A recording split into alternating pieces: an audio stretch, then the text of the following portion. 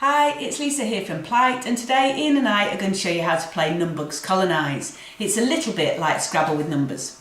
So we're going to play today as if there's 3 players playing, and the first thing to do is to choose your set of bugs. Then each player would choose the calculation they're going to use and the number of spares they're going to have, and we'll talk about that as we're playing the game. Once you've done that, each player moves forward 5 of their bugs in front of them, and they all turn them over simultaneously.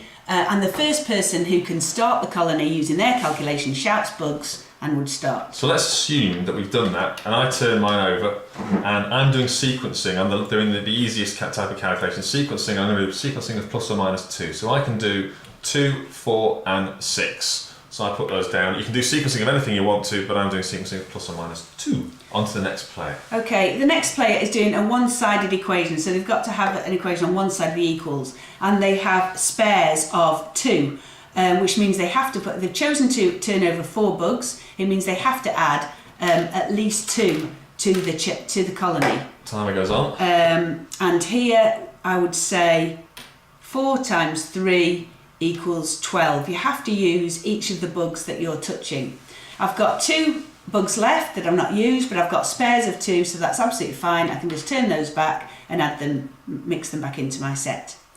The next player then is doing a 2-sided equation, a little bit harder, so there's got to be at least one function on either side of the equals, and they have a spares of 1, so it's a little bit harder. So that means they've got to put at least 4 onto the colony. Yeah. So I only have one, at least a maximum of 1 left. They've chosen to do 5 bugs, so we'll turn those over.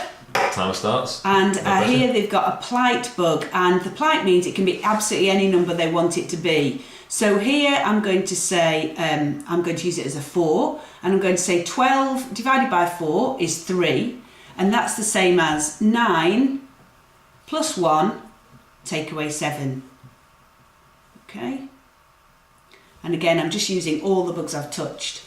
I've got 1 left, but I've got spares of 1, so that's fine. I just mix that back into my set and play moves on. Okay, so I'm now going to come, and I'm thinking I'm going to be a bit more ambitious because I want to try and get more out of the colony, because the winner is the person who gets out all their bugs onto the colony first. So I'm going to go for 6 this time, and I've got spares of 2, which means that I've got to get at least 4 onto the colony. If I get 6, then great. And you're sequencing, So I'm sequencing. So sequencing is the only type of calculation that doesn't have to use what it touches. So I can put a 10 in there, and it's 2 away from the 12, so that's fine. I'm touching also the 3, but I'm not using it. So with sequencing, that's fine. So I can put a 12 next to the 10, and I can put a 9 here next to a 7. And you're out of time. The time's gone. So that means I only had spares of 2, and I've got 3 left, so I've failed on this go. So I have to turn those ones back over and pull the other ones that I've put down off the colony. So effectively, because I was a bit too ambitious, as usual, I don't go.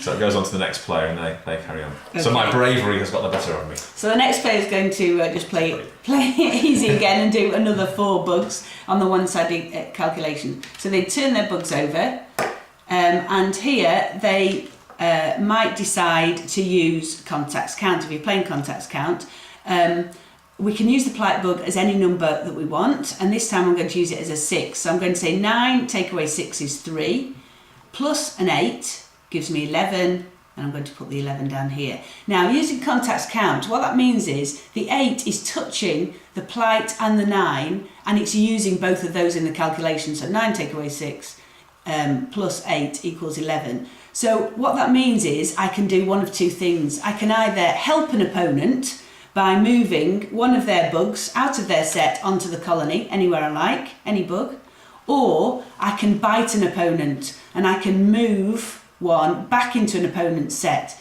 It doesn't have to be the same bug. All I'm doing is I'm adding to their set, so making it a little bit harder for them to finish. And that's really all that happens. You don't have to play contacts count if you don't want to. It's just a bit more strategic, a bit more fun, but you don't have to. And the idea is to try and get rid of your bugs first and add them to the colony. Okay, that's it. Thanks for watching.